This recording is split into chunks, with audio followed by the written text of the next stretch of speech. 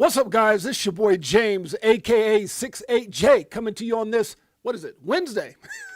Good Lord. Is it Wednesday? It is Wednesday. We got one hell of a show for you guys today. I look up and who do I see? Only the most amazing family on planet Earth, EARF, hanging out with me. Much love to the greatest family ever. And I appreciate you guys in a major way. I look up. First on the scene is my man, Silver Days XRP. That's my dog right there. I appreciate you, Silver Days. Bullish Bird in the house. That's my man, Pots and Pans. We've got, who else we got here? DCA Crypto Day. We know he's in the habit of DCAing. Dollar cost averaging. Appreciate you, my brother. Thank you for your support. We've got WV Watcher 3717. We got Chicken 415. Man, love to see my family. Miss you guys. Anthony, the man, the myth, the wanner. Salute, Jay. Hope all went well. Yeah, I'm gonna definitely talk about that. Health and prosperity. Thank you, brother. Much love to you and your lovely family. Who else we got up in here? We got Tiffany Serrano's up in here. That's my sister right there. Hope and surgery. That's what I love about you guys. That's what I love. You guys don't come in, hey, 6'8", blah, blah, blah. You guys always authentically show me you guys care. And I'm getting emotional right now thinking about it. Thank you so much. Much love, Tiffany, Gabe, and the whole Crypto for Life Chicago Coin family. Love you guys more than you'll ever know. Surgery went well, since I'm going to talk about that in a minute. XRP Hustle Hard's in the house. We got Beekeeper69 up in here. Good to see you, Beekeeper69. We got Mel Will in the house. Good to see you, Mel Will, in the house. Hit them likes. I like it. Hit them likies. Make sure you show me that you likies a lot. Thank you, XRP Hustle Hard. I love that. Make sure you hit the like, subscribe, notification bell, guys. Appreciate you guys in a major way. So before we get started, let me kind of throw a little light on what I had going on. There's a couple things. Number one is I've been having some issues with this channel in regards to Streamlabs. I think you guys know that. I talked about that. And then to come to find out, I saw Jake Claver and some others mention that they weren't able to, something's going on with Streamlabs. So I heard Jake on one of his streams kind of call out the stream, hey, hopefully you guys can get this figured out so I can stream again on my X. So I think a lot, it's not just me. At first, I'm going to have to let my son know that as well. But at first I thought it was something going on here on my end, internet, whatever the case, maybe too many people online. But come to find out what it is it's actually something in the programming that is not allowing us to multi-stream again or like we used to. So hopefully they get that fixed, some kind of upgrade or whatever. But just want to let you guys know. So we had a couple streams, actually one that I know for sure they got really, really spotty. But you know, hey, either way, at least we know it's not something on our end. Now, with that being said, I also want to bring up to you guys, thank you so much, Mel Will. You have a kind spirit.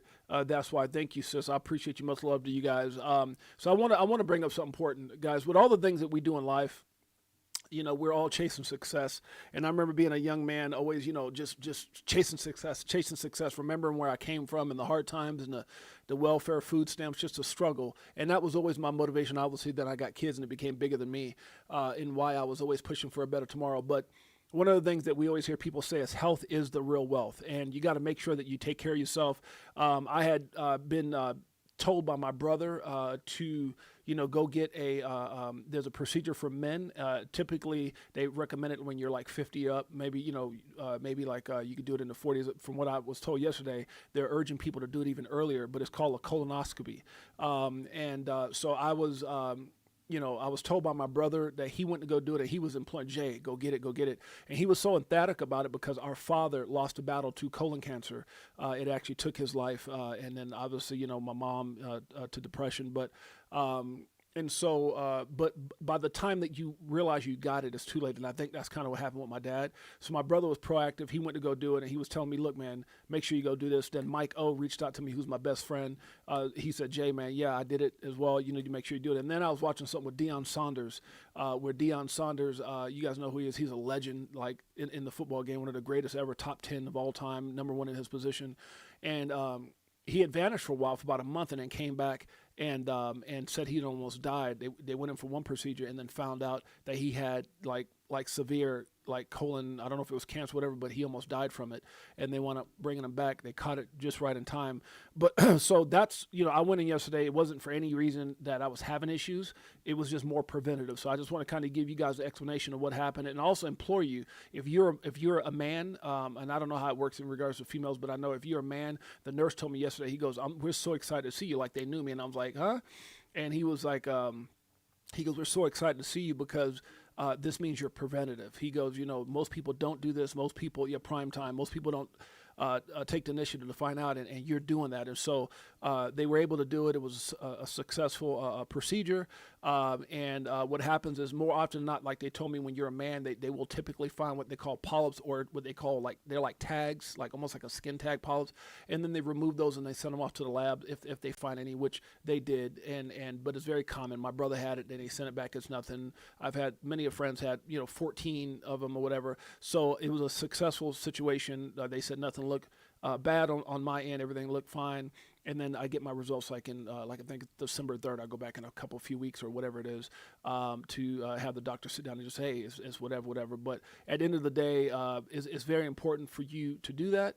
And they told me, they said it's very rare that somebody doesn't have them. Typically, they can come from diet. They can come from especially for us, I'm black and Puerto Rican, but in my culture, we're not accustomed to certain diets like cheese and milk and those things. So when you're like lactose intolerant and certain things like that, that can cause polyps. It's just a variety of things. They were talking about seeds, and if you watermelons, which I hate all melons, but but there's a variety of ways, and more often than not, 90-something% of the time, they just have to be removed, and you just move on about your life. But I'm imploring you guys as my family, somebody who loves you guys, somebody who cares about you guys, somebody who I don't want to see anybody here reach the mountaintop and then all of a sudden, health takes you out. So please, please, please go out and get yourself checked.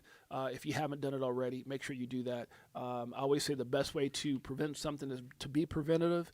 They say you could either be, reactive, proactive, or reactive. I'd rather be proactive than reactive. Reactive is when something happens. And they told me, they said, I'll end it on this before we get into the stream. And they said, you did yours at 40. Shouts out to you, man. You're a legend, Esco. 215. But they said that more often than not, once you figure out something's wrong, it's too late. And I was so glad that I had my brother, my best friend Mike, and then to me the whole thing with Coach Prime, Deion Sanders, was like a blessing, because I was thinking about what my brother. I was like, do I need to really do that? I feel great. I feel amazing. And he came on, and he was emotional, and that made me. I said, you know what? I need to get that. This is like a sign for God or something. I need to go get it done just for preventative. So if you guys get a chance, make sure you do that. Much love to the family. Let's move on. Amen. And okay, here we go. So crypto, my God, what's going on with crypto, guys? This thing is cray. Jesus, Bitcoin down to 88,783 when it just showed some hope. And we had a little hope. This thing stopped popping up. We saw XRP get up to like $2.22 or something like that. Everything was kind of going back up. Ethereum got back over 3,000, and all of a sudden, boom. And it's crazy because I was listening to something last night. Actually, it was last night or this morning by Warren Buffett, and he was talking about just how he's had his success in life. And when everybody's bullish, when everything looked like it's going up, that's typically when you take profit and understand that everything is going to go the opposite way. So it's crazy when you see how these things are put. But I got some feedback on that. I got a little perspective on what's happening. I do believe this is the great shakeout. I believe that they couldn't get a lot of people out. And do I think this is manipulation? With everything that I am, I've heard some of the most brilliant minds in this space, some of the biggest names in this space, say this is nothing more than manipulation, because there's nothing causing it. It's not tariff driven. It's not this driven at that, or there's some kind of war. There's this is 1,000% manipulation. This is a strategy. This is strategically being done, I believe, for the reset of the new financial system and everything that's in place. There's a lot of things coming up right now. As we know, the end of this month, we've got ISO 20022. This is a great reset, guys. They don't care for anyone to be positioned or in any type of position to benefit from this. It's not about us. It's never been about us. It's about what's best for them. They figured it out. They understand crypto. Crypto is the future. Crypto is the way. There is no debating. It's not even popular to talk crap about crypto like it was a year, 2, 3, 4 years ago. Even during the last administration, guys, they did everything. They created so much FUD, so much crap, so much doubt, so much fear. And then all of a sudden Trump came and we saw these things, and it was still very scary for a lot of people. But for those of us who know, for those of us who've done our research, done our due diligence, we understand where this market's going. And all I can tell you guys is that hold strong. It's about to happen, and we're going to talk about that and much more. Bitcoin currently at 89,000, guys, popped up a little bit. We got Ethereum right now at $2,900, guys. We got XRP right now hanging out about 203. BNB doing this thing just below, right around 880, guys. We got Solana right now at 132 and some change. Dogecoin coming in at 14 cents. Obviously, ADA is still at number 10 right now at 44 cents. A lot of big things going on with ADA and XRP. We got ZEC still doing its thing, up 23%. For the last week, is still doing some incredible numbers in the top 10. If you exclude USDC and USDT, you can see that Chainlink, that old stinky linky, we like it a lot. $12.93, not stinky in a bad way, in a good way. We got XLM right now at 23 cents. Litecoin doing this thing at 90 cents, currently at number 18 on CoinMarketCap. AVAX is at 13.79. HBAR doing this thing at 14 cents. SUI. You see a lot of people like Raw Powell and others saying SUI could be the next big deal. 152, not financial advice. DAI, I'm not going to talk about that. Shiba, 5 zeros and an 8. That's cinco zeros and ocho for those of you guys speak Spanish and don't understand that. I'm bilingual. I actually speak better Spanish when I got my damn coffee. Guess what I got again? You know how hard it was? When I think about the surgery, it wasn't. No, I got to be out. No, I'm not going to talk too much about that. But, man, the day before, they recommended me not eating any sauce. So I was eating applesauce. I was like, now when you got an appetite like me, I'm like, man, applesauce. And then I'm sorry, 2 days before I was eating applesauce. Yesterday, the day before yesterday, before the procedure, I was on a liquid only like water diet. And I had to drink this Gatorade and this stuff called Marilox or whatever and Endorlax and all. Dude, they would have me pumping this stuff. I can't even believe that it's legal to have somebody drink that much of that crap. And man, I was hurting like a son of a gun. But all I can tell you is that, that's probably the worst of it, is having to take that and effects of that. And then obviously, going in and you do the IV and all that. None of that. But what really got me is I couldn't have my damn coffee for like 3 days. I was like, what? All I got to say is the crackhead is back. Let's move on. Good Lord. How y'all pray for me? I asked the doctor. I've been married to my wife like 17 years now, going on 17 years. I didn't touch coffee for like 5. I love her. She's my queen. She's my everything. But she got me on coffee. I said, is that okay that I'm drinking, coffee? He's like, it's okay. He goes, do you want to report? I said, no, I love her too much. He said, so she's your drug dealer? I said, I know, but good Lord, huh? Pray for me, doctor. He's all right. I'll give you results in a few weeks. Good Lord, let me stop it. Uniswap right now is at 685. We got Polkadot right now, 259. What the hell's going on with that? Toncoin, 170. Crow, if you didn't know, is very undervalued at 10 cents. Guys, we got, what else we got up in here? World Liberty Financial, 13 cents. Near, let's make it clear, at 219. We got ICP doing this thing at 482 Aave, 165.48, guys. We've got, let's see, ETC. I haven't heard of that one in a while. Ethereum Classic, still around, 1381. We got Pepe. You got any? I don't. Doesn't matter. It's 45 on CoinMarketCap. 5 zeros and a 4. Cinco zeros and Guato. Was it Guato? You damn straight. I know my Spanish bilingual. Hooked on fine. Get it. Matic right now is at 13 cents, guys. By the way, let me just mention this. By my group, me familiar is laughing at me. By the way, guys, if you guys just joined us, if you've been a part of the family, always realize that nothing we talk about on this show should ever be considered or deemed financial advice. My name is James, a.k.a. 68J. Been in crypto since 2017, 8 years. I cannot believe that. Absolutely incredible ride. We've actually started this show about 3 years ago. November 11th or 10th was 3 years that we've had this intimate family. Yeah, hey man, we've been through a whole lot. Our channel got shut down 3 times. They shadow banned my videos, but we're still here. We ain't going no damn where. You damn straight. Trump coin right now is 665. That's about $64 from its all-time high. Algo right now is at 14 cents, guys. We got Filecoin at 178. Atom doing this thing at 263. VeChain, man, just try Googling that one day if you guys want to see how bullish I am on VeChain. Not financial advice, but just Google VeChain partnership. That's a big deal. It's at 1 cent, guys. We got Casper right now at 4 cents. RLUSD moving on up like the Jeffersons. This is at number 63 as a stable coin. Can't wait to see it in the top 10 one day. Flare, don't you dare sleep on Flare. Almost 1.5 cents. We've got QNT right now at 74.88, guys. We got XDC at 4 cents. Jupiter doing the thing at 25 cents. Cake. 225 for that cake. We've got Optimism right now at 36 cents. You got any optimism or you got fear? Which one you got? Can't have both. INJ right now is at 264, guys. 624. We've got STX, just like the song we play here each and every day by my man Crypto Tales at 32 cents. Curve Dow is doing a thing at 41 cents, guys. Telcoin has been on fire like Mariah in the 80s, up 42.26%. Oh my goodness. GRT right now is at 5 cents. XTZ to OG is at 51 cents, almost back to 2 for $1. We got DCR, haven't heard of that one in a while, $30.91. It's on a tear. We got IOTA right now at 11 cents, guys, and coming in at number 100 is Trust Wallet, TWT at 110. We got one hell of a show, guys. Let's get with it. Shouts out to Ivan Hernandez in the house. Good to see you, my brother. Ivan, up in here. Good to see you. Anthony Wander says, Don't They know we just keep buying crypto if they keep giving us facts. Big Bro 10 in the house. Good to see you, Big Bro 10 up in here. Anybody else? My mother-in-law, only the greatest mother-in-law on planet Earth. EARF, you damn straight. Huh? Why? Good Lord. She gave birth to this amazing lady, this angel. God planted like an angel on my mother-in-law. She flew down and married me. Let me stop. And then got me hooked on coffee. That's the only downside. I've been praying about it. Let's move on. Shouts out to my mother-in-law. Who else up in here? Anybody else?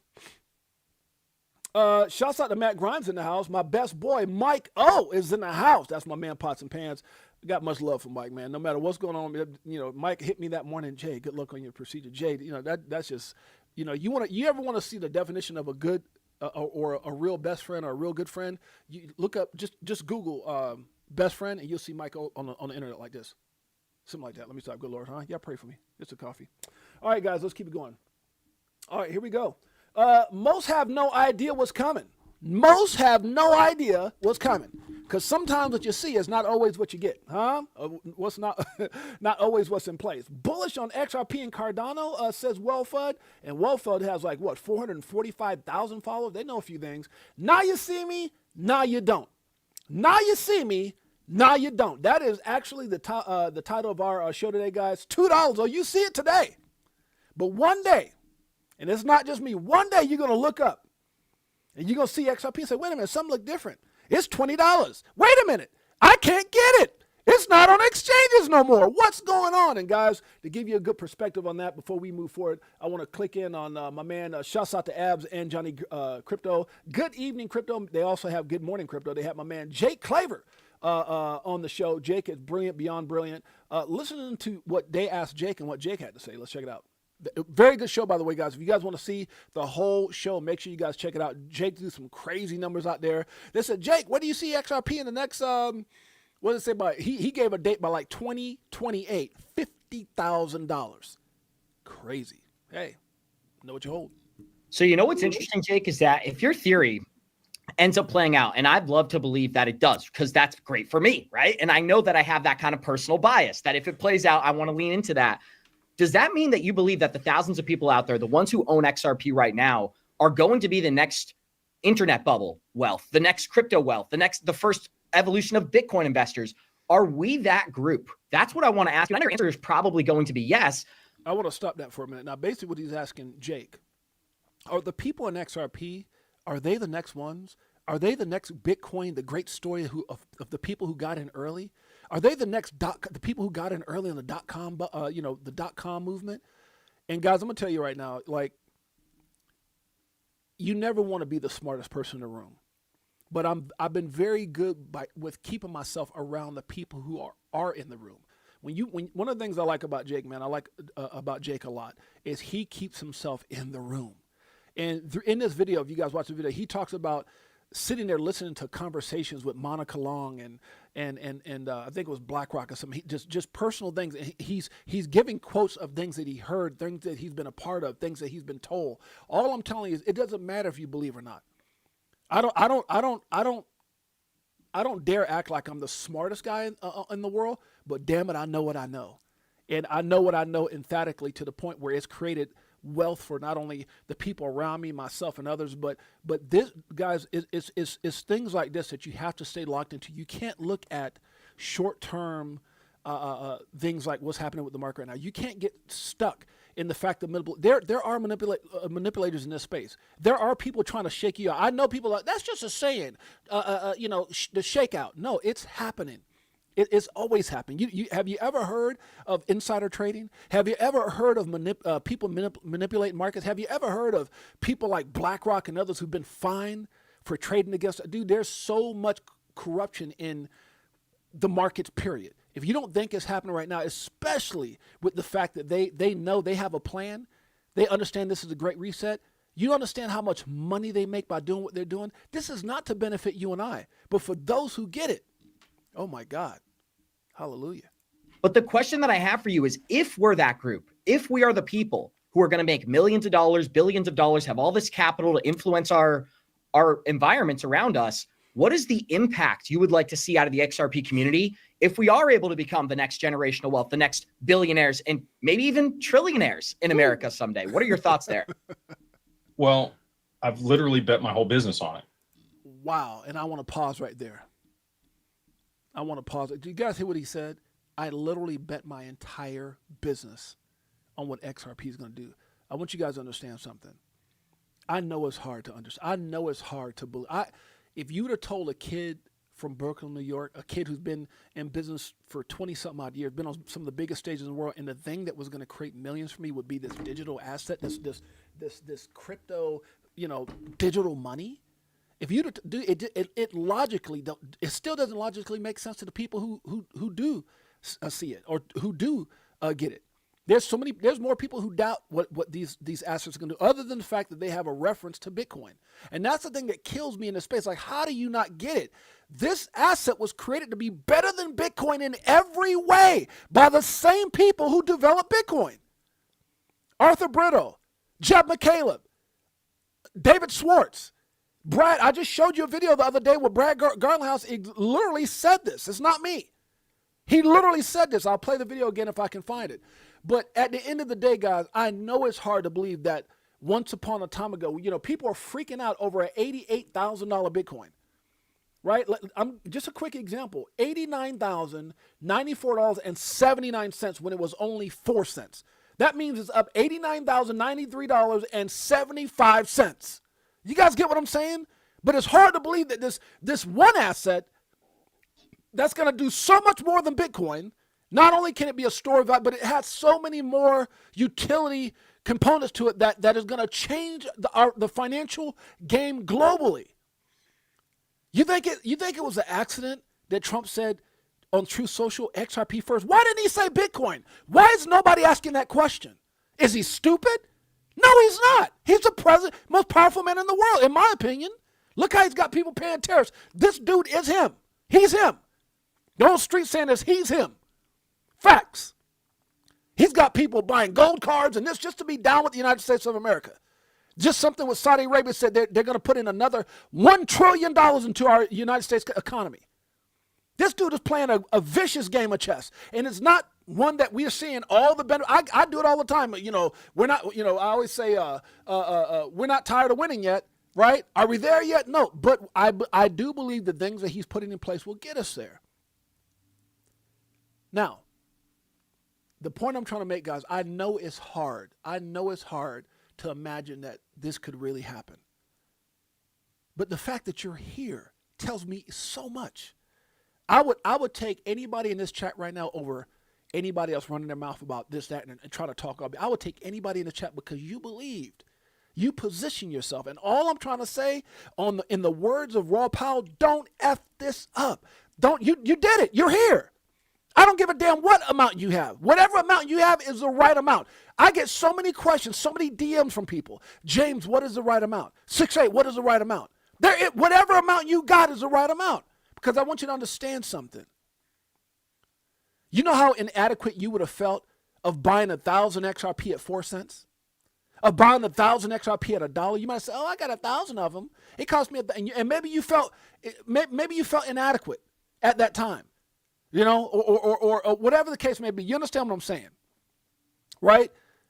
What you don't understand is the amount that you have right now is going to be legendary. Whatever that amount is, it's just time. It's just a matter of time. It can happen shorter or longer, depends on how much you have. But if you were the kind of person that got, even let's say, like I said, 1,000, I think I did the numbers the other day, 1,000, let's say you didn't get in right when Bitcoin did whatever, but even 1,000 Bitcoin at, let's say 10 cents. That's $100. Let's say 1,000 Bitcoin at 50 cents, and you felt like you already missed it, $500. Let's say 1,000 Bitcoin at $1, $1,000. You're like, damn, I didn't buy it at 4 cents. Damn, am I going to be relevant? Is that enough? Because maybe a friend of yours bought more than that. The point I'm trying to make in all this, guys, is that whatever you have, can you imagine knowing somebody right now that bought 1,000 Bitcoin at $100 for $1,000, where they're at today? Can you imagine? That same 1,000 Bitcoin, and I know 6'8", you said this before, but I'm trying to pop this in your damn head. What is it at? Let's see. What is it, 99? Where are we at? 89,000? You're worth $89 million off that Bitcoin. $89 million off of $1,000 investment. And here's what's so funny. Somebody out there's done it. Somebody out there's living that dream. You know, it's so funny. I'm going to share a story with you guys before we move on. My son, I told you guys this, my son used to come to me for money to play games online. Now, my son's 31 years old, so this is many moons ago. So, like, think about 15 years ago when he's like 15, 16 years old. And I didn't know this when I got into Bitcoin. Years later, he said, "Dad, when you gave me that money, I was buying Bitcoin. Like I was putting Bitcoin on the computer he was using and playing games." First thing that came to my mind, "Where's that damn computer?" Obviously, we didn't have it. He don't even remember all the details. But the point I'm trying to say is that I didn't know that at that time. I didn't even understand the value of that. But when you look at where this thing is today, how far it's come, it's astounding. Somebody back in the day, this is the point I was making. He had a friend that he went to college with. My son was just getting ready to go to Fresno State, so he's probably like 17, 18. He had a friend named Matt he was telling me about. And he said, "Dad, he was mining Bitcoin back when we were in high school or college or something like that." He was always telling me about it. And then all of a sudden he said, Bitcoin popped and he never heard from Matt again. He vanished, like just gone. And I was like, "What do you think?" So he said he might have, because he was so emphatically obsessed with Bitcoin. And like you go to his Facebook now, you see an old picture like back in the day when him and my son, he does no social, he just vanished. And I asked myself, I said, "Do you think that his Bitcoin exploded?" He said, "I think so, Dad, because nobody in our circle even knows where he's at or what's going on with it." It's crazy. It's crazy to think that you can be involved. And that's the point I'm trying to make, is that a lot of you guys are positioned right now with XRP. You might have 1,000 XRP. Maybe you got it in at 50 cents and it cost you $500, whatever that deal. But I'm trying to tell you guys, in time, this is going to be a game changer.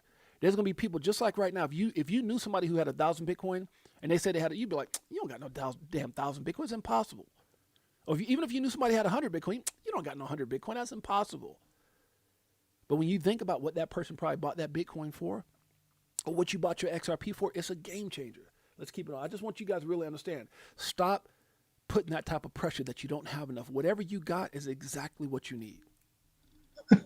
So you probably know my answer to this one. Emphatically, yes. I've made a very large bet that is going to be the case. And we've gone ahead and built and innovated and created these products and solutions for institutional custody and lines of credit, and the ability to earn yield or returns on your XRP before the banks and institutions even. Yeah, that's a true story, Anthony and Chaka. His friend literally just like he just vanished. He cut all communication off and just vanished. And my son's thesis with that is that he just made it and just took off. He's gone. And it's just crazy, man. But it's one of those stories of people who got in super, super early. I mean, this kid was mining on his computer way back in the day. God knows where he's at now. But Jeffrey Dahmers Ford says, "What you do with your bag matters more than how much you have. One guy with 1,000 XRP sells, what do you say? It all at $20 is worse off than the same 1,000 held until 2030, as long as you can afford to hold it." Amen to that, brother. That's straight. What he said is bars. That is scripture. What he just said. That's guys. They're people. It's so funny when and I want you guys to finish hearing this. But there's people I met in my journey. Shouts out to Ricky Ricardo Films. Good to see you, my brother. XRP worth 50,000 each by the end of the Trump's term. Yeah, that's what Jake said. That's exactly what he said. It's somewhere in this video. He said by the end of Trump's term in 2028, and he gave the exact reason why. Now I know it sounds crazy, but could you imagine how many crazy people heard Bitcoin one day is going to hit 10,000 at $1? Like when this guy, and this again. I can't play this enough. And again, I know he's talked crap on XRP, and I talked about this before, how the bully, a lot of people in Bitcoin were bullied. And then they became the bullies, like these guys here, because they don't want anybody to be right other than them. They made their money, and now it's like the bullied are now bullying the XRP community. And that's okay, but I do respect the fact that he was there early. Hey, his message is clear. If someone would have listened, God, it would have been a game changer. For recommending Bitcoins. Now, I'm hoping that every single one of you buys $1 worth of Bitcoins. Just one freaking dollar. Because you're going to be thanking me. Because you're going to be thanking me. Can you imagine somebody listened to this guy 12, 13 years ago? One Bitcoin for $1. One freaking dollar. And somebody had an extra $100 somewhere, 150. And it's kind of like going back to what this gentleman said. What's his name? What Jeffrey Dahmer said.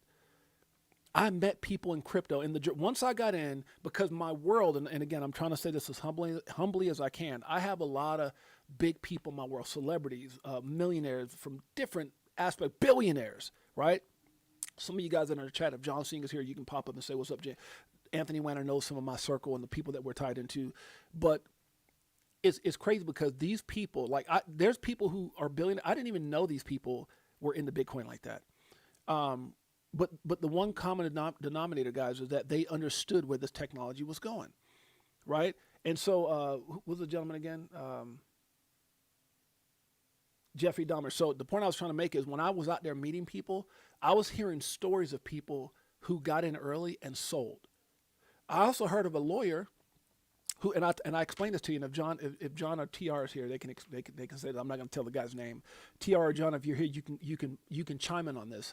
But or Bradley, but they contacted me, and I've been on several calls, and the guy actually flew out to Vegas, and I met him, a lawyer. That's all I'm gonna say, who was drunk with some buddies years ago. Like this had to be like 10, whatever it was, as many years, 10 years plus ago.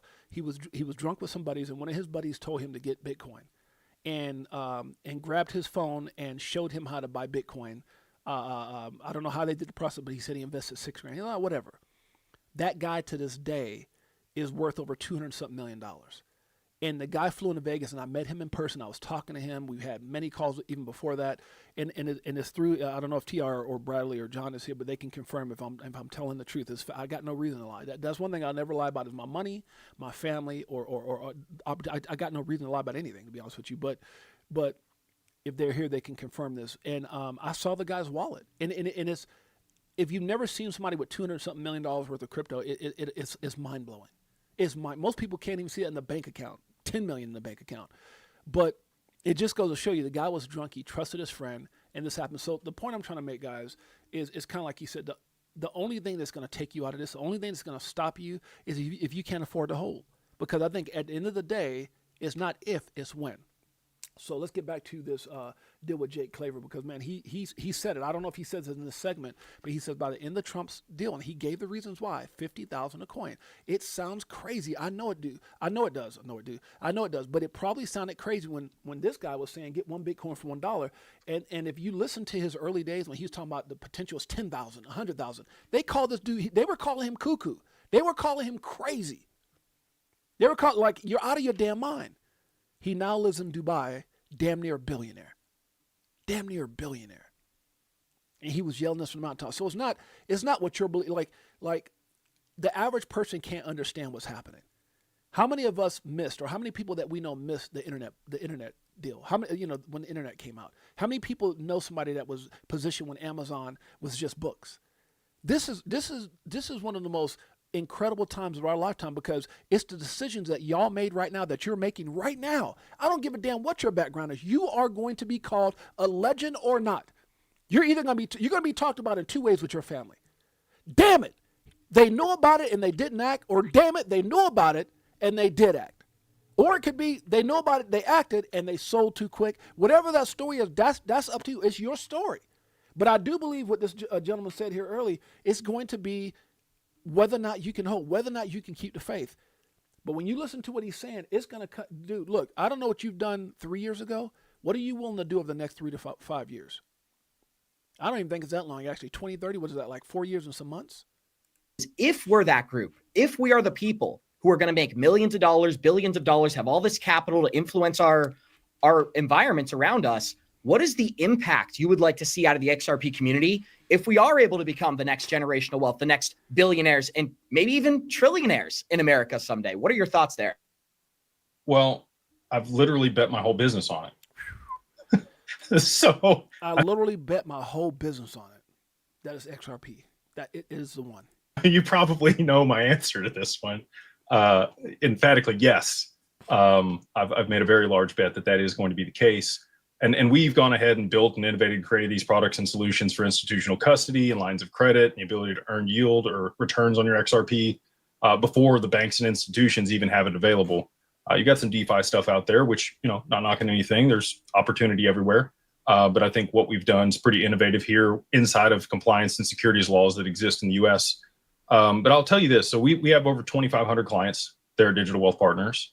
I talk with people, family offices, individuals, high net worth individuals every single day. And what's been very unique about those that hold XRP. I'm gonna pause real quick. Shouts out to your dad, Art Caffeine. Shouts out to your dad. Guys, you guys are like Art Caffeine said. My dad locked in on Amazon since day one. It takes a special type of mindset. It takes a special kind of person. When you think about the fact that you guys are positioned, whatever you have in crypto, you're positioned, and understand that the majority of the world is not. You're in a very small percentage of the world. It's still not 10% of the world. I know we're under that. 5% of the world, 7% of the world, whatever you want to. I mean, I don't even know that, because most people have multiple wallets. They're basing this data off of wallets, and most of us, I know, I probably got like 30 wallets over the time I've been. And you move stuff around, and that XRP stays, and they count that as a wallet. I might got 30. I might have moved XRP around. So I'm just saying, you're in a very small percentage of people that will be considered legendary. And this is what I like what Ab said. He goes, are we the people? Are we those people who got into Bitcoin at $1? Are we those people who got into internet in the beginning? Are we those people who got into Amazon when they were just books? Jake says, yes, I bet my entire business on it. And he explains why. P is that they are not gluttonous. They are not egotistical. They're not, Lambo, big house, yacht type people. They want to do well for themselves and their family, but they always have some giving mission that they want to be on. Amen. Post price appreciation. They want to do this for their community. They want to give back to their church. They want to start this foundation. They want to cure this disease. They want to stop something from happening to other people that is a harm in their life.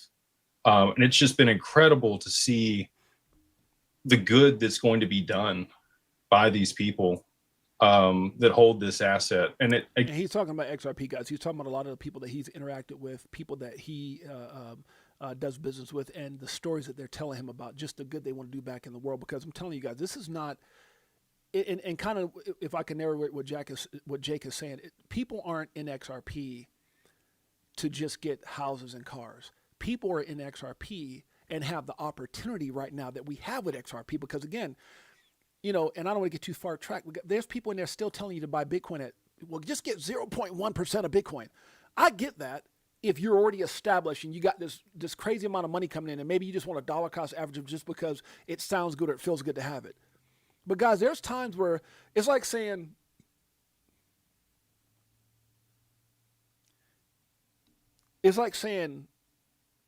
cassette tapes are cheap now. I mean, you can probably buy a dozen cassette tapes for 10 cents or something, right? But the opportunity compared to where they were at is not the same. It's not the same now. It's not the same. Yes, vintage is not the same. You can go buy an old PlayStation and hold it because it's valuable, because it was with the first Atari. But it does. I don't give a damn what the value of it is. It doesn't do what the new PlayStation 5 does. It doesn't. Bitcoin is like the Atari. Yes, it's great. Yes, you can make money. Yes, it's kind of like this old vintage ass thing that might be worth thousands of dollars when it was worth maybe $100. But it doesn't do the same thing. Bitcoin versus XRP. You need to understand that. I'm screaming from the mountaintop because there was once upon a time people were screaming for you to just get yourself a Bitcoin for $1. One freaking dollar. Hoping that every single one of you buys $1 worth of Bitcoins. Just one freaking dollar. Because you're going to be thanking me. Somebody today is going to listen to what I'm saying, and guess what? You're going to be thanking me. Crypto for Life, Chicago Coin family. Let's take a quick break. Greatest family on planet Earth, EARF. My beautiful queens in the house. This is for you. This one, come on. Does it like it is. Got them switching gears, new Ferrari with the tens. On some bullet shit, stop crying, start buying, getting bags. I ain't lying. Money multiplying, call it rocket science. Come on. I'm so tired of this crypto control. You already know, basically let money go. Swelling in the dough as you see gets exposed. Tomorrow's the day we gon' blow. Tomorrow's the day we're going to blow. Huh? Amen to that. Shouts out to Art Caffeine. Shouts out to Jeffrey Dahmer. Shouts out to DCA Crypto Dave. My man Jay Henry's in the house. I'm driving, brother. Good to see you, Jay Henry. Appreciate your support. We got Adam 500 up in here.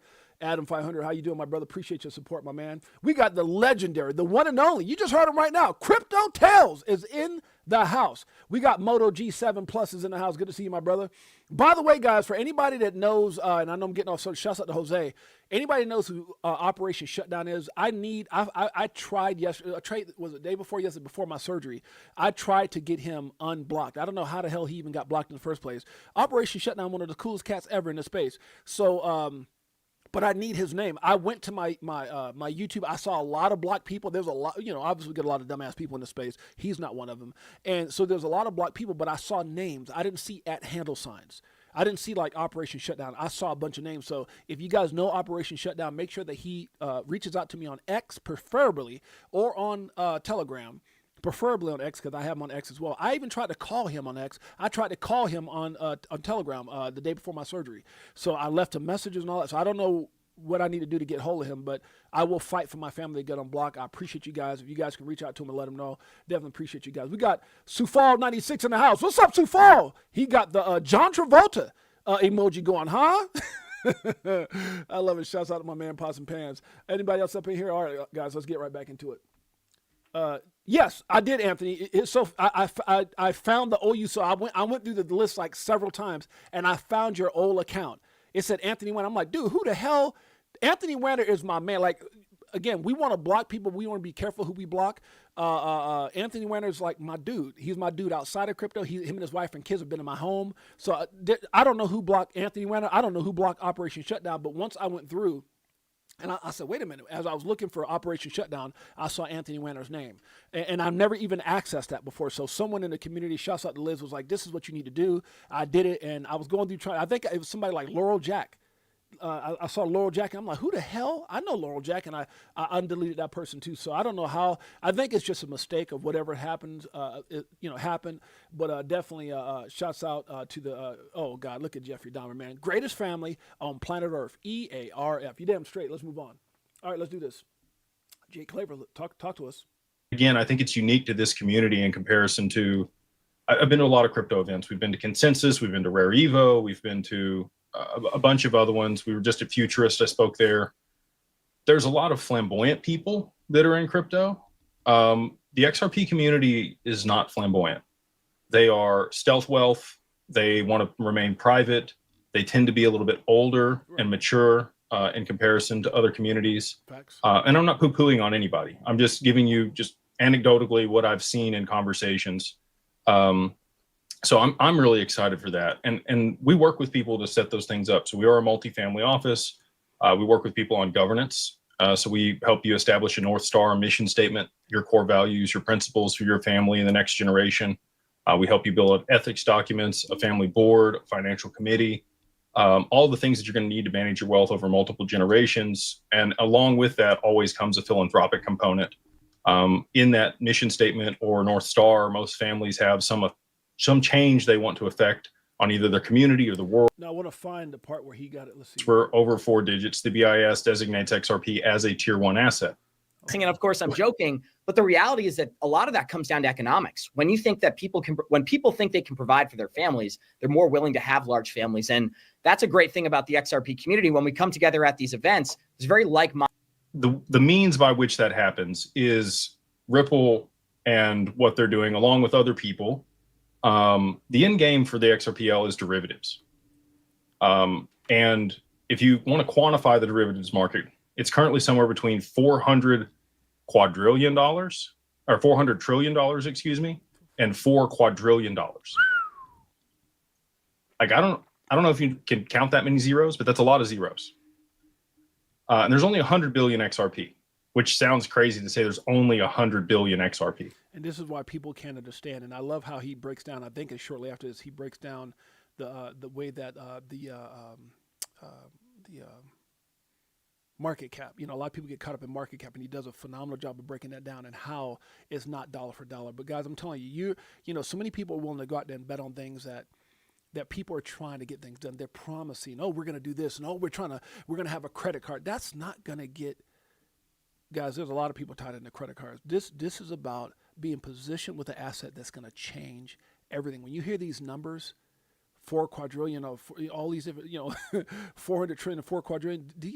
You've positioned yourself in something that's going to be a game changer. Everything that people have made extra, whether somebody got in early on, let's say Uber, or they got early on Airbnb, the beginnings. I remember, I think it was Mike Novogratz was talking about a while back. I watched this interview he did, and he goes, I'm happy that I am who I am, but I feel bad because not everybody gets that phone call that there's this idea about Uber, or there's this idea about Airbnb, or the vision of where Jeff Bezos was going with Amazon when it was just books. He goes, we get those calls and we react accordingly. I remember Gary Vee saying something very similar to that, how he missed opportunities where he could have put in X amount of dollars and it ended up being billions of dollars, but we don't get those phone calls.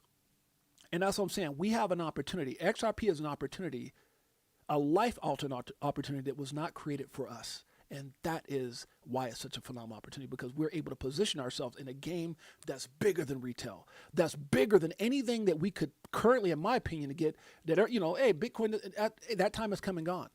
But this asset is on another level, period. But we won't be all the way through the escrow at that point either. We'll be close. Especially if Ripple continues to, only put out 200 to 300 million per month onto the market, they'll be re-escrowing the rest of that on the backside of that. I think that they'll continue to do that, or whoever ends up with the escrow, I think will continue to steward it in that fashion. They'll only put out what's needed in order to be able to maintain price stability for whatever duration they need to before there's another step up in value. But if it is used as a ledger and collateral, so my other prediction is that once we're over 4 digits, the BIS designates XRP as a tier 1 asset, which means it will be able to be used as collateral for derivatives. You listen to a lot of what Jake is saying, and I think the gentleman, what's his name, Jeffrey Dahmer said it best. The difference between where we're at and where he's talking is patience. The difference of where we're at and where your life could be is patience. The difference of Bitcoin being 4 cents, or when this guy was yelling, 1 Bitcoin for $1, $1 freaking dollar. What was the difference between then and now? Hoping that every single one of you buys $1 worth of Bitcoins, just $1 freaking dollar, because you're going to be thanking me. Just $1 freaking dollar. For you to be in that position and listen to him back then, that means you bet on yourself. Everybody that's here right now has bet on yourself. Bet on yourself. I tell you guys, I am so proud of each and every one of you guys. You guys have done the things today that other people won't do in order to have the things tomorrow that other people won't have. And just like my man Dahmer said, the key to winning, the key to having a life-altering future is patience. Are you going to be patient? Crypto for Life, Chicago Coin Family, XRP Army, greatest family on planet Earth, EARF. Well, we still got a ways to go. Let's do it. I'll be better off when you selling at a loss, not caring what it costs. I'm buying when it drop, waiting for the flip flop to the tip top. While you watching TikToks on my new wristwatch. Hit that Vegas crypto meetup. Hella nice to meet ya. Shout with DAI like we do it all the time. Did a show with Lady E in the bag, man, the next night. A moon party, so you know we had to take flight. By the way, guys, if anybody, I know a lot of you guys had, some of you guys that joined us for the XRP Las Vegas meetup event that piggybacked right off of the XRP Las Vegas event this year with Brad Kimes, and then we had our event. It sold out like a month or so before we even had the event. It was incredible. Everybody was there. Some of the biggest names in crypto. If you guys don't know what I'm talking about, go to our Crypto for Life channel. It's Crypto for Life with your boy James, aka 68J. We've got some of the most incredible interviews, and some of the people that were in that I've interviewed, they were there. The Zach Rectors, the Mickles, the Jake Clavers, the you name it, they were there, guys. The Jimmy, not Jimmy Bells, the Linda P. Jones, the Steve Narrow. I mean, everybody was there at our event. Sold out, and I've got so many names of people that have committed to coming next year, like John Deaton, like Eleanor Terrell, like Paul Barron. So, guys, I'm so excited to let you guys know that XRP Las Vegas Meetup 2026 is being worked out right now. We are so stinking excited. It's going to be next level. I brought on two of the most epic people in the space. One guy who's one of the biggest in the world at what he does as far as organizing events. This is going to be a huge, huge thing. So make sure you guys tune in. We'll be hopefully announcing that soon so you guys can get registered. Because I'm going to tell you right now, last year sold out. We had influencers calling me begging to get in, literally. So, or influencers coming to the door. They had to wait in line just to see if we can get them in. So it's going to be an incredible event. XRP Las Vegas Meetup 2026. It's coming. Make sure you guys are ready for it. Let's keep it going. Jake Claver, let's hear the rest of it. Currently, that's only gold and U.S. Treasuries. So that's even more demand to lock up XRP and have it used or just sat there as the collateral for the derivatives. And if it's settling the derivatives market at scale, that's a ton of liquidity that's going to have to move through the DEX and the asset to settle all of those trades. And you need that. Right now, banks and institutions can't quantify their exposure. That's why we had 2008 happen. They were Sly Fox in the house. Shouts out to Sly Fox. That's my man, Pots and Pans for 30 years. I love seeing my old friends in here. Sly Fox for 30 years. Mike O here for 30 years. We met when I owned car lots. I owned a bunch of car lots and cell phone stores, and we had semi-pro basketball teams we owned in California back in my early days of my life. Now, obviously, I'm retired out of business, and me and my wife just kind of living our best life. Thank God for crypto. We made a decision 5 years ago to retire from California, but back in the day, 30 years ago, Sly Fox was an up-and-coming rapper that was did a song with E40.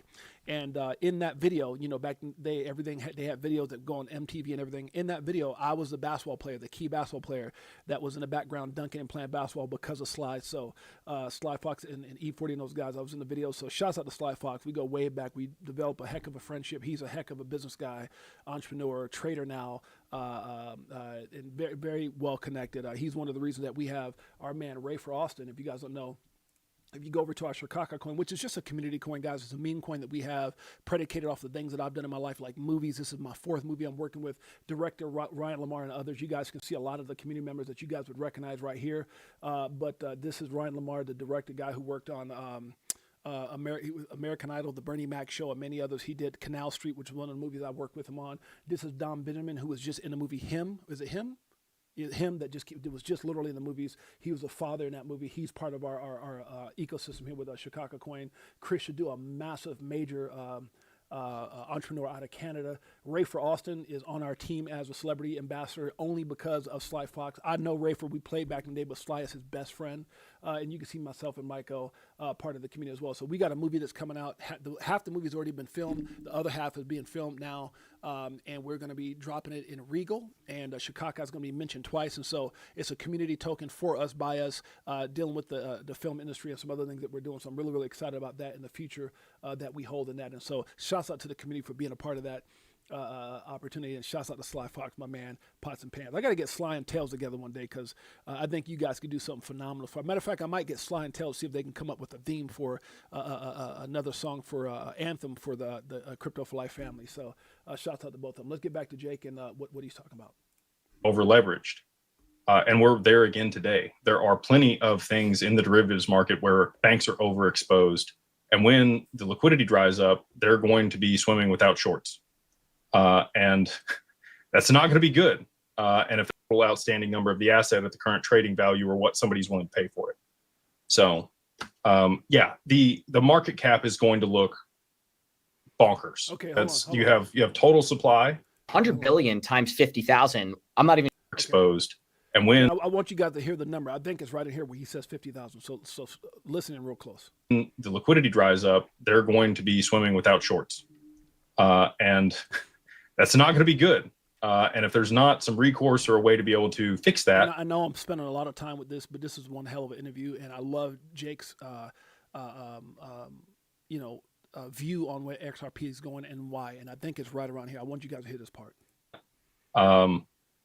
It's going to be a bad deal. So I think that's the long game. I heard but Brad Garlinghouse speak at CoinAlts in 2023. And it's not recorded. Actually, I think Ray Fuentes did record this one sneakily. Oh, shucks. Skip Tumalu? Yeah, Skip Tumalu was he's a legend, man. I got the opportunity to play with him in the Martin Luther King tournament. It's the first time I ever seen somebody. It was when we were young. I think I just got back from playing pro ball. He hadn't even got to playing pro ball yet. Or maybe I was younger. I don't know if it was before or after my basketball stint over in Puerto Rico, but we were playing in this Martin Luther King tournament, and it's the first time I ever seen somebody dribble a basketball. He did something with the basketball where the basketball literally stayed right here when he was moving his arms. I mean, the guy, he was a legend, I think, at like, what was it, Sly? He was like a basketball legend like in his teens, right, Sly? skipped to Malou, then he wound up going to Fresno State. So during the time that he was in Fresno playing, we played in the city league together, and I was like, Jesus Christ, this dude is ridiculous. The stuff he was doing had the whole gym running out. I mean, people were just running out of the gym, the stuff he was doing. And then he ended up going to Fresno State and then playing for several teams like the Rockets and many others. But he was a legend. Yeah, Skip to Malou was a legend. And back when he was just a teenager, you can catch his mixtapes on, oh God, what was it? N1. Was it N1? Yeah, I think it was N1 or something like that, mixtapes or something like that. So, again, you guys can go check out Skip to Malou. This is who he's talking about right here. Skip to Malou, freaking legendary point guard. Everybody, it's funny because before he got in the NBA, everybody in the NBA knew him before he even got to the NBA. He was already a New York legend. So he's part of our team. Shouts out to my man Skip to Malou for sure. He was 15 years old, Sly. So that's Sly's best friend in the whole world. So they're supposed to be coming out to Vegas, hanging out with me. So shouts out to Sly and Skip. All right, guys. But I want you guys to hear this part. I know this is going to be a little bit longer stream. I love you guys. I appreciate you guys for being patient with me. Obviously, yesterday I had surgery, so I didn't do a stream. So I was just kind of collecting intel. He was the face of N1. He was the face of N1. Yeah, that's Sly's best friend and a good buddy of mine as well. So shouts out. He's part of the Chicago Coin family. So shouts out to Skip to Malou, and shouts out for Sly Fox bringing him to the Chicago Coin family. All right, let's move on.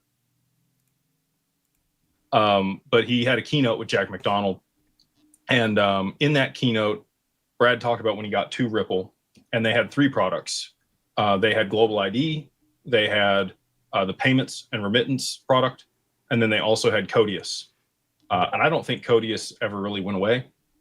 I think it's still there in the background, and I think that that's their smart contract platform that'll eventually be rolled out for derivatives and that application, which will again exacerbate the value of XRP to around $50,000 toward the end of Trump's term, in my opinion. So just to harp on the data and analytics of it, right? Because a lot of people are doing the math. They're like 100 billion times 50,000. I'm not even sure what that number is. So explain the market dynamics of how the token could actually get there, because people think you're going to need, let's say the token gets to $1 trillion. There's a misconception. Shouts out to Nuts Force, chilling with the fam as long as you like 6'8". Oh, thank you, brother. I appreciate that, Nuts Force. It's kind of funny. I was telling my wife yesterday when they were prepping me for surgery. Obviously, I look like Shaq to everybody in the I look like Shaq to everybody in the when they were prepping me for surgery in the the nurses station when they're prepping you, putting the IV in and everything. And I got up and everybody was like, "Holy crap!" Like because I'm 6'8". It's not just my name. I'm actually 6'8". Played pro ball, and so they were like, "You play ball?" I said, "Yes, I play ball." And they were like, they were like, football or basketball. I said, I play football, but my family's played basketball. I said, I play basketball. I actually played football at the beginning until I grew real tall, and then I adopted basketball. And they're like, I said, but I have family that plays football. And they said, oh, who's your family? I said, Darren McFadden, who played for the Cowboys and for the Raiders. And then I had another cousin that played for the Patriots, Strickland. And then I said, but I have a current family member that plays for the Bears. And they said, who's that? I said, well, my daughter is engaged to, and they just gave me my first grandkid, which they did, her and Jalen Johnson, which is number 1 for the Chicago Bears. He's out right now with a groin injury, but he's a Pro Bowler and he's a Pro Bowler and All Pro. Just signed like a massive like $80 million deal. And they were like, oh my God! So man, all of a sudden I'm sitting there with my IV and waiting to go to surgery, and all these people are coming in. Oh my God, you're that's your son-in-law. It's just so funny how people get starstruck about things like that. But it was funny because it was a conversation with the male nurse that was helping me. He went back, and then the whole like a whole bunch of dudes walked in like, oh my God, that's your son-in-law. He's amazing. So Sly knows what I'm talking about. This is funny. And Sly's actually good friends with my son-in-law and his dad as well. So just funny. I want to tell that story. But anyways, let's get back to it. Perception that you need $1 trillion to come into that asset class. The Bears, yeah, but I'm a Cowboy fan. My wife is a Raiders fan, and then my son-in-law plays for the Bears. So we watch all the teams. We have to support family. But yeah, I'm diehard. Yeah, that's my family. That's for us. But a lot of people like, so the guys, he's like, what's your son-in-law's name? I was like, Jalen. He's like, what's your daughter's name? I'm like, Janessa McFadden. So he's like, oh, we're gonna look him up, and I was like, people, it's just kind of funny. But anyways, but shouts out to Sly Fox for sure. The Bears. Now on our program, we've talked about this for years, the market multiplier and all these things. But I'd love to hear you kind of share your take on that and explain it to people who may not understand that. Yeah, so in stocks, that makes sense. All of the stocks are liquid and tradable at any time. This is very important. Listen to this. In this market, these assets, you have total supply, you have circulating supply, and you have available supply. Yeah, I don't mean to keep stopping that's for, but they're better than my damn Cowboys. My Cowboys, my God, I've been a Cowboy fan since 9 years old, and I'm just like, damn, when are we gonna have our moment again? You know, our Troy Aikman, freaking Emmett Smith, Michael Irvin. When are we gonna have our moment again? Damn it! And I don't know. I kind of had a little hope when they got, obviously we paid Dak all that money, and they had, my man named, oh God, I'm just drawing a blank right now. But we've had some good teams over the years and just can't get it done. And then my wife, man, she just, poor lady, we were very hopeful when they recruited the quarterback they got right now. What is my man's name? I can't think of his name right now. And then they got that number one pick, or was it like he went number 3 or something like that, the running back. But yeah, they need some time, man. Yeah. But the Bears are doing better than both of those other teams for sure. I'm a Raider fan. I definitely remember them. Yeah, for sure. Let's go. Letting go of Parsons. That was stupid. That was extremely stupid. Yeah, I mean, it's all over pride. Over a couple dollars here and there is nuts. Especially when you paid Dak Prescott all that money. You get rid of the Geno Smith. Yeah, that's the quarterback. Geno Smith, and then obviously was it Gurley? What is the damn running back they got? That's just extraordinary. He was extraordinary. It was like BYU or Boise State or something like that. It's gonna take him a while to get adjusted. But let's keep it going. And so if you're looking at available supply, like we talked about earlier, it's really not that much in comparison to the total or circulating supply of XRP. And if you want to go back, Robbie Mitchnick actually put out a calculator, who is the head of digital assets at BlackRock for a period of time, that showed that XRP would work, really well at $10,000 per XRP. And you might go, okay, well, the market cap is astronomical at that point. That just doesn't make sense. And in the context of a stock, it wouldn't. Most people want something analogous to something else in order to make decisions. But to your point, $1 in doesn't equal $1 out. Come on, damn it, Art Caffeine, don't get me started. Don't get me started with my team now. You taking me back.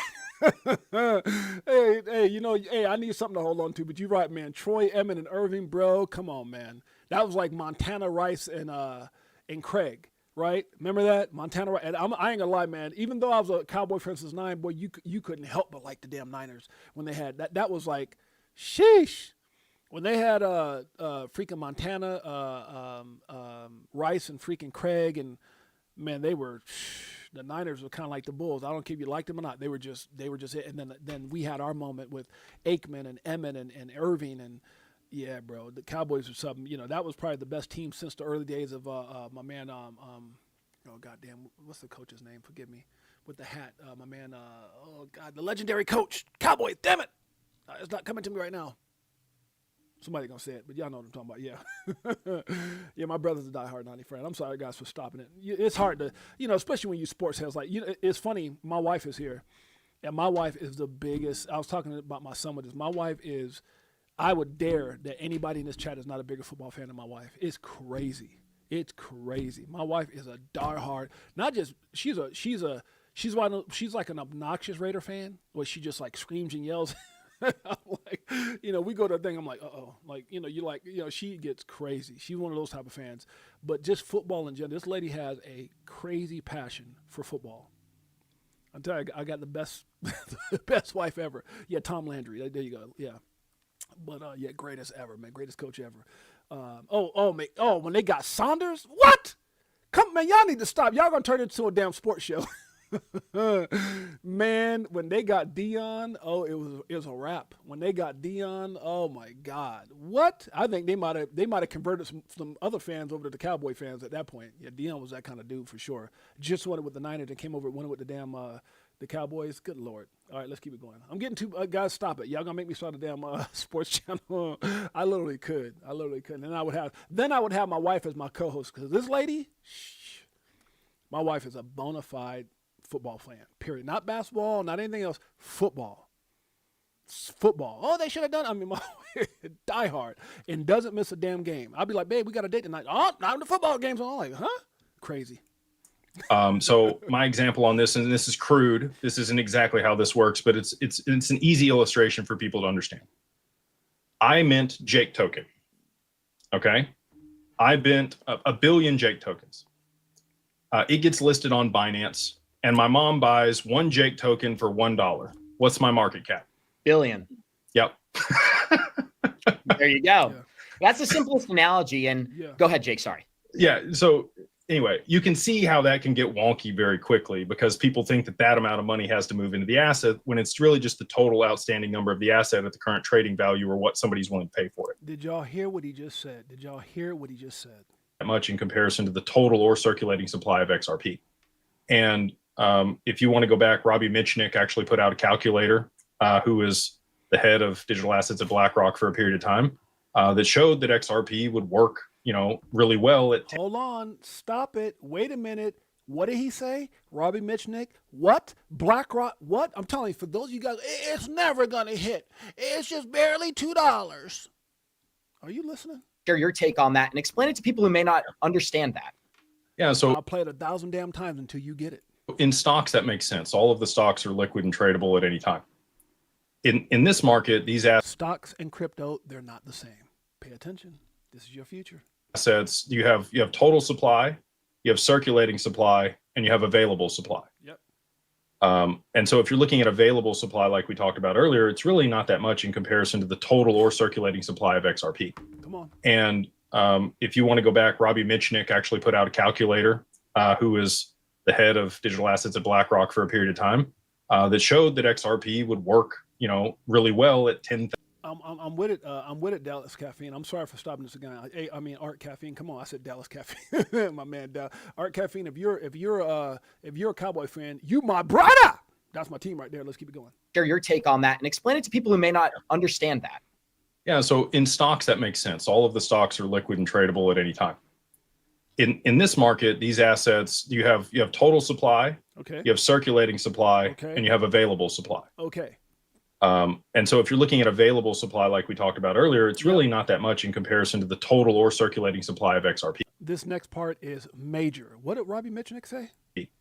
And if you want to go back, Robbie Mitchnick actually put out a calculator, who was the head of digital assets at BlackRock for a period of time, Okay. that showed that XRP would work, really well at $10,000 per XRP.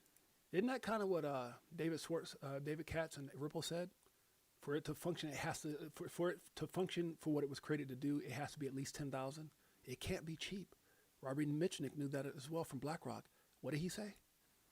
And you might go, okay, well, the market cap is astronomical at that point. That just doesn't make sense. And in the context of a stock, it wouldn't. Most people want something analogous to something else in order to make decisions. But to your point, a dollar in doesn't equal a dollar out. So my example on this, and this is crude, this isn't exactly how this works, but it's an easy illustration for people to understand. That's right. I mint Jake token. Okay. Okay. Come on. I bent a billion Jake tokens. Okay. It gets listed on Binance, and my mom buys one Jake token for $1. Okay. What's my market cap? Come on. Billion. Yep. There you go. That's the simplest analogy. And go ahead, Jake. Sorry. Yeah. So anyway, you can see how that can get wonky very quickly because people think that that amount of money has to move into the asset when it's really just the total outstanding number of the asset at the current trading value or what somebody's willing to pay for it. That's right.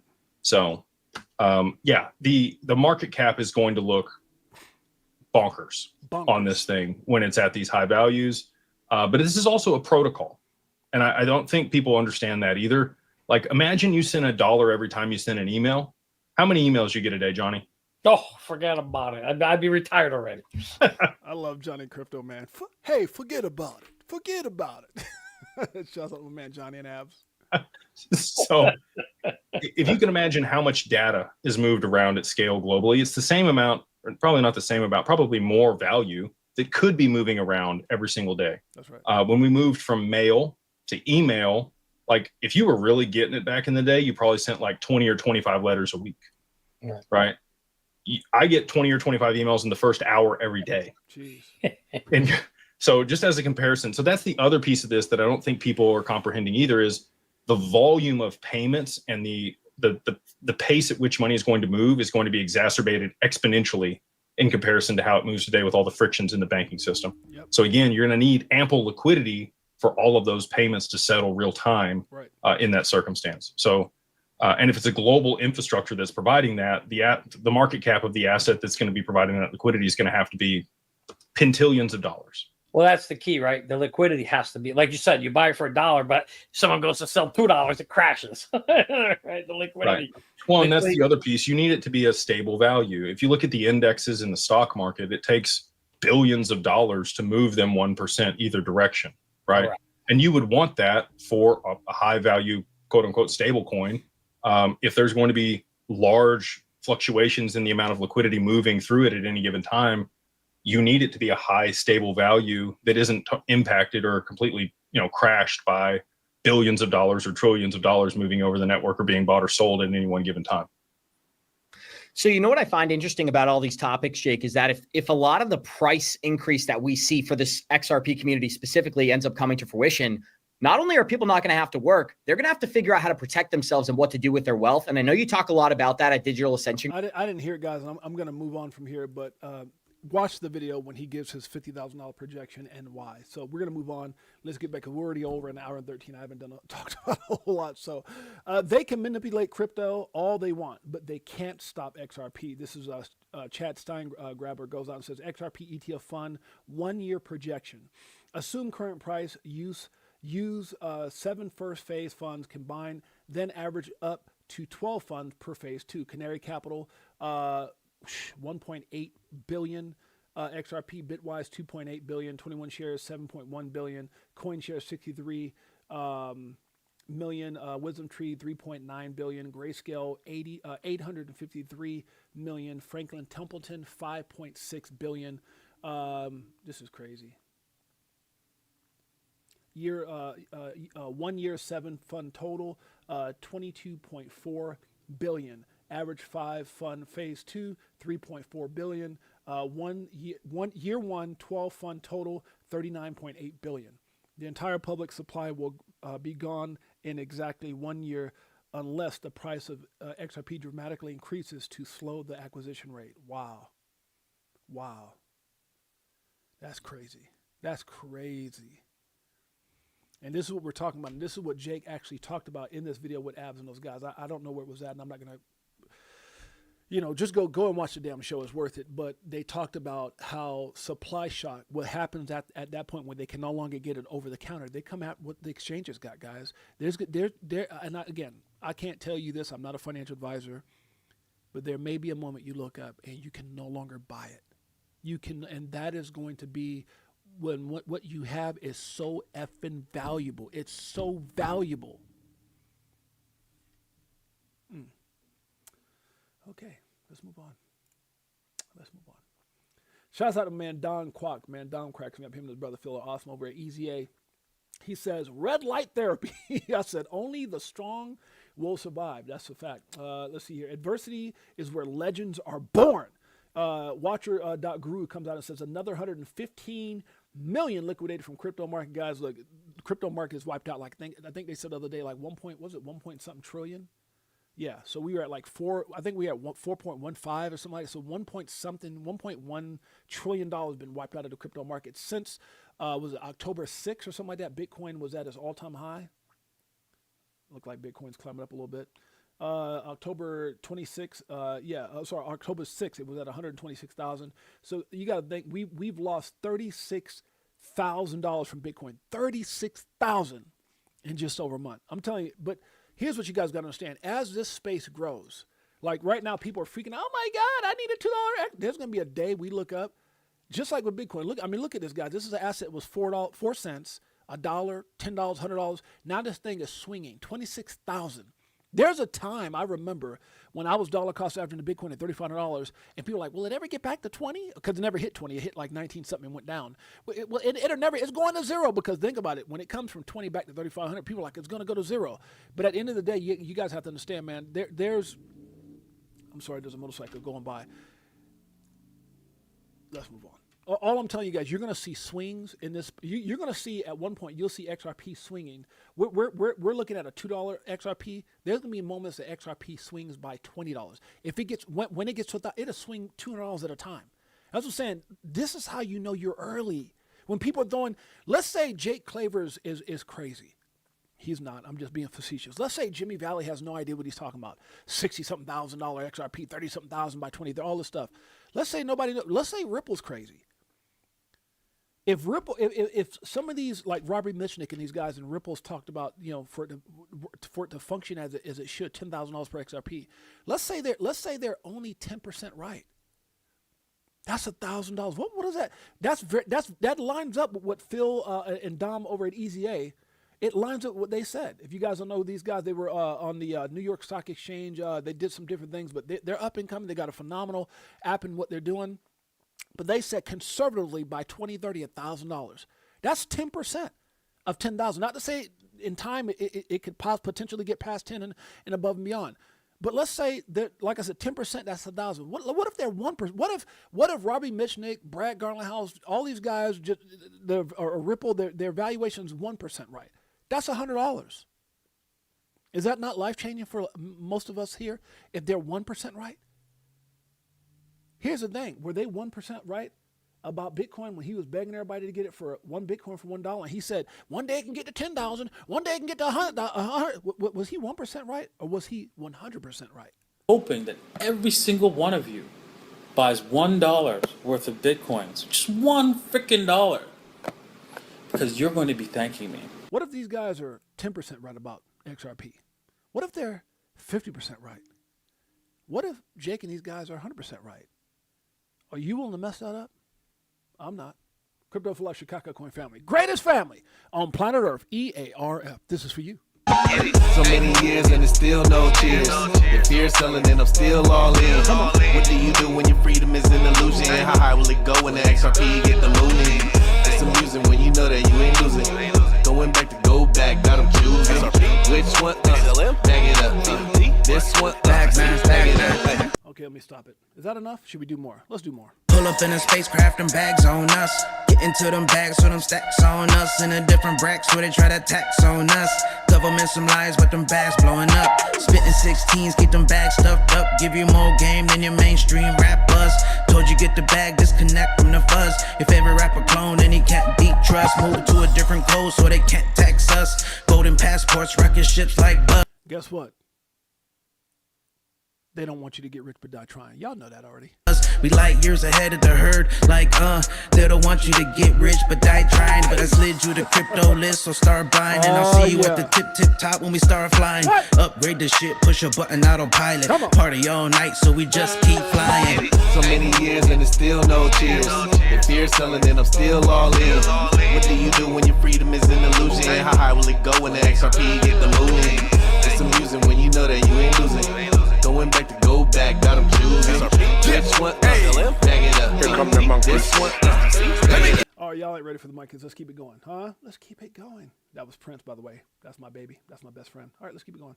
Okay, guys, we got it right here. What's happening? National Crypto Association comes out and says, we're excited to partner with PayPal to launch our 2025 holiday crypto report in collaboration with Harris Poll. We surveyed American consumers and learned that crypto is playing a bigger role in how they shop today.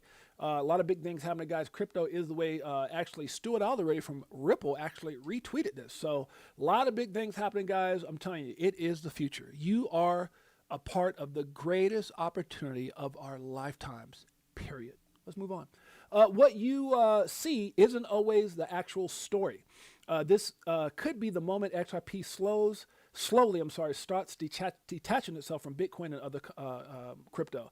And the thought process is, guys, look, I know the market's down. I know they're manipulating the hell out of the market. But the one thing that XRP has in its favor is, one, the lawsuit's over. Two, it's not a security. Three, 1,700 NDAs. Four, ISO 2002 into this year. 5, you got the Jake Claver in that video talks about the Clarity Act and certain things that will probably happen prior to the Clarity Act, which is the implementation of XRP into our financial system and some other things. But the biggest thing right now that we have in the short term is these ETFs, guys. And I do believe if these ETFs fire off on all cylinders as they're projected to, this can definitely, as the market is sitting around capitulating or whatever the case may be, and XRP starts having these little pumps, these little rocket pumps with these ETFs that are coming in and the type of liquidity that's going to be coming in as well. You have to understand, guys, again, I said it and I said it before.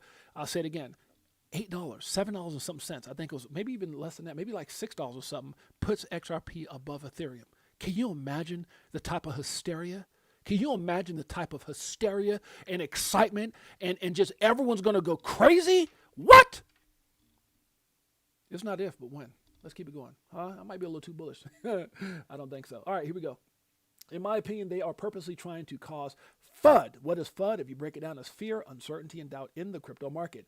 And then, when you least expect it, when everybody's going crazy, boom, to the upside. To the upside.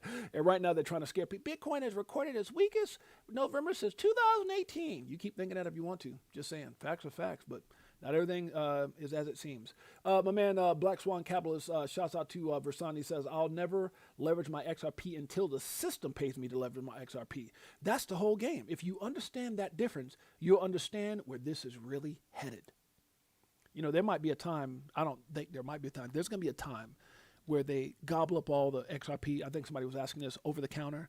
And then all of a sudden they start going after all the XRP on the exchange. And then they start looking and giving people opportunity like you and I. Because you and I and other retail, we hold not the biggest supply of XRP, no. But enough that if that thing gets to, when that thing gets to $1,000 or more, 500, whatever the case may be, and all of a sudden they need that, and you can earn yield, and they're gonna be paying out some pretty good interest on that, and then they're borrowing you're able to lend out your XRP. Come on, man, stop it. Do you not see it? Do you not get it? Are we there yet? No, we're not. It's coming though. Okay, but those same people. So this is CoinMarketCap says the latest 41.5% of the XRP supply is sitting in loss, despite trading 4x higher than November 2024. They're talking about how it went from 50 cents up to $3, and now it's back about a 4x. According to Glassnode, suggesting that many XRP holders bought in when the coin was trading near all-time highs. So they're saying a lot of these new people, obviously that's what they're talking about. A lot of new people came into the market and they saw this thing pop from 50 cents to $3 and something. It came back and it they were dollar cost averaging. Some people might have went heavy thinking, oh my God, it's coming. Here it is. It's going to $10. And it's happened before where they buy in at like $2.50, $3, whatever. And now they find themselves in a little bit of a loss. However, here's my take on that. Okay. But those same people will be considered legendary when it hits $100 per XRP. It's not about, I bought it at $3.50, it's down, or $3.40. Oh my God, I'm down a little bit. So what? And here's my explanation with that. If they hold, guys, they're going to be legends. But most won't. XRP is so undervalued. Not everyone bought Bitcoin at $10. But is the person who bought Bitcoin at $500, which is a lot more than $10, is that person not considered a legend today? Yes, they are. You show me anybody who bought a $500 Bitcoin. I'll show you someone who had a legendary mindset. Did they get it at 4 cents? No. Did they get it at $1? No. Did they get it at $10 or $100? No. $2.50? No. But they might have bought it at 5 cents. Damn it, I bought the top. Where are they at now? Legendary. And I do believe that's going to be the case with XRP. Calm down. Know what you hold. XRP and XRPL was built for this. Facts. My man Jake Claver says the XRP ledger was built for this exact moment, and institutions, is what he meant here, I think is a mistype, are lining up to take advantage of the new rails of global finance. Guys, you got to go watch this damn interview yesterday with Jake Claver. It was phenomenal. Okay, everyone wants the network that's already battle tested, even if they showed up late to the party. That is a fact. Battle tested. Name one crypto in one asset in all of crypto that's been more battle tested than XRP. I'll wait. You can't. Crypto for life, Chicago Coin Family. XRP Army. This is for you. We looking for that astro flip. Guacamole, I want the whole damn dip. I got my spacesuit on. Yeah, I want the whole damn ship. And if you bring in any photo, bust the whole damn clip. Nah, we do our own research here. Over ledger on a t-shirt here. We in the jungle, I know. They like, monkey, how you see so clear? I did my homework, so he don't care. I did my homework, so we don't care. Good Lord. Bars. That whole song is bars. Make sure you guys go listen to it. Ready, set, go. ISO 20022 is coming. My man Smoke covers this. It says ISO 20022 adoption is surging at an unusual pace ahead of the deadline. Plus, ISO 20022 serves as the bridge linking old payment rails to blockchain systems. The convergence is happening now. Documented. It's coming this month. They can't stop it. They can't postpone it. It's happening. The evolution of money is upon us. Where do you fit into that equation? Breaking, Jeffrey. Oh, we're not gonna get into we're not gonna get into FC files. We're gonna move on. Saudi Arabia is to invest $1 trillion in the United States. I don't care what you say. You don't have to be a Democrat or Republican. At the end of the day, you need to know that Trump is playing the greatest game of chess ever. Facts. Let's move on. With many banks still, let's see, what does it say? Digital asset investor says, sat down with a key banker yesterday. The crypto came up, and she immediately went into how closely they monitor any crypto activity. She only talked about it in the context of scams and money laundering. I brought up SWIFT transfers and went over the expense. So basically, he's saying he sat down with a banker, was talking to some lady he knows, whatever, and she was talking about how they, they're still like, even though Trump says banks can no longer deny people, they're still very much like that, even with business accounts, guys. And I recently opened up, some business accounts, and they still, in the question, it's like when you're going through and they're checking everything, they still got crypto. Like, are you dealing with marijuana? Are you dealing with any illegal activity? Are you dealing with this and that? Are you dealing with crypto? It's like, bro, crypto is in the same box as like all those scams. It's just crazy. And that's how you know you're early, right? And they're not supposed to do that because obviously there's laws now protecting those. Because again, I've been in crypto since 2017. I've had at least 5 or 6, something like that, bank accounts shut down because of crypto. Facts on facts on facts. Look, I've been through the whole, I think, was it Eric Trump? Talked about how his family's accounts have been shut down because of crypto. So it's just nuts. Have a Coke and a smile and shut up, says McDonald. I think we went over this already. One thing that I do want to talk about, and we're going to end it on this, is this part right here. I like this. By my man, Charles Hopsky. Charles, what did he say? And we're going to end it on this, guys. Hey, you got to have diamond hands. Paper hands, you ain't going to make it. Know what you hold. Stay in control. Charles Hopsky, Ada. Let's listen. Crypto is the opt-out. Yep. Crypto is the exit. That's right. Crypto is the solution. Come on, Charles. And so, yes, the markets go up and yes, the markets go down. But there's some directionality to that. It is. The long term, we win. Come on. There's 550 million people in the cryptocurrency ecosystem, and there's going to be 1 billion by 2030. There's going to be 1 billion by 2030. My God, you're ahead of the game. 1 billion. The majority of the world's stocks and bonds and equities will be in the cryptocurrency space. Woo, look at Charles. He's got those hands flying, baby. He's on fire. Charles is on point right here. Listen to him. Boom, billions. 2030. Come on. And all of y'all paper hands are just running around. Be like, oh no, the markets are falling. The markets are falling. What do I do? What did I do? We all headed for 10 trillion, guys, because trillion doesn't even mean anything anymore. What do I do? The dollar doesn't. Running around. Be like, oh no, the markets are falling. The markets are falling. What do I do? What did I do? We all headed for 10 trillion, guys, because guys, at the end of the day, what Charles is trying to say, know what you hold. Stay in control. Crypto for life, Chicago Coin family. Greatest family on planet Earth. Let's end it on this. Yeah. Sitting on a ledger with the bag man. And I just bought Quant with my bad hand. A little Globians and XDC. And a little more XRP. We not playing. What? So basically we repping for the same set. Yeah. Cause we was here way before the main net. Who would have thought that crypto tales would come together on a topic that we know so well? Music. So many years and it's still no cheers. If fear selling and I'm still all in. What do you do when your freedom is an illusion? How high will it go when the XRP get the mooning? It's amusing when you know that you ain't losing. Going back to go back, got 'em choosing. Which one? Bag it up. This one? Stack it up. Greatest family on planet Earth. Appreciate you guys that made your way. Yusuf Al Baby, you damn straight. Have a Coke and a smile and shut the heck up. Make sure you know what you hold. Ashton Gentry, that's the running back, absolutely, for the Raiders. DCA Crypto Day, Protein 40. Good to see you, my brother. We got a Yusuf Al Baby. Appreciate you, my brother. Raiders in the house. Okay. Nothing wrong with that. That's my wife's team. Who else we got in here? Beekeeper 69. We got Nestforce in the house. World Be Free. What's up, sis? World Be Free goes live, guys. Is it today? Her and Simone go live today, 5 p.m. Pacific Standard Time, 8 p.m. Eastern Standard Time. Make sure you guys go check it out. And dip your toe with Melissa.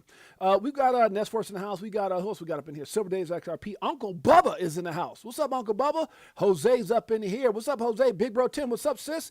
Good to see ya. Who else we got up in here? Let's see here. We got Anthony, the man, the myth, the Wanners in the house. Jeffrey Dahmers Ford is in the house.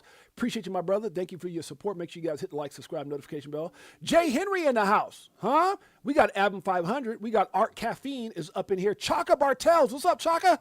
Up in here. Crypto Tales. That's my man, Pots and Pans. Ricky Ricardo is in the house. Ricky Ricardo. Where's Lucy at?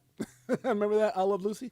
We got Sly Fox in the house. That's my man right there. Sly, the man, the myth, the fox. Harry Q 5125 is in the house. If you guys got any information on Operation Shutdown, make sure he reaches out to me on my X or on my Telegram so we can get him unblocked. Who else we got up here? Tales, Crypto Tales, the man, the myth, the legend. Greatest song on planet Earth, EARF. You damn straight. We got Esco J 215, Silver Days. I see you, my brother. We got, who else up in here? The Real Canal Life is in the house. What's up, The Real? Keeping it real. Charcoal Bartels, that's my man, Pots and Pans. Good to see you, my brother. Anybody else? My beautiful queen, Jeanette's in the house. Huh? Shouts out to Jeanette. Shouts out Sufal 96 with the John Travolta. Let me stop. Who else is up in here? Tiffany Serrano. Shouts out to Tiffany and Gabe, my sexy baby. Jeanette, a.k.a. my drug dealer. Love her to death. Huh? Pray for me. Who else we got up in here? We got, Janet Lopez is up in the house. I remember that. We got Moto G7 Plus is in the house. Good to see you, my brother. Esco J215. I see you. Matt Grimes is in the house. What's up, Matt? Matt up in here. Mike Oda's my best friend up in here. Always supporting his boy. Mel Will's in the house. Shouts out to TR. Shouts out to John. Shouts out to Bradley and all the family out there. Me familiar? Huh? Anybody else? We got Ivan Hernandez up in here. What's up, Ivan? Ivan Hernandez. Hustle hard in crypto. Good to see you, my brother. Guys, I appreciate you guys. Protein 40. I'll see you, my brother. Make sure you guys tune into my sister, Melissa, today. Again, 3 p.m. Pacific Standard Time. Oh, no, sorry. 5 p.m. Pacific Standard Time. 8 p.m. Eastern Standard Time. Shouts out to the greatest family ever. I appreciate you guys. I love you guys. We're back on track. Until next time, it's your boy James, AK68J. Peace. Greatest family on planet Earth. EARF.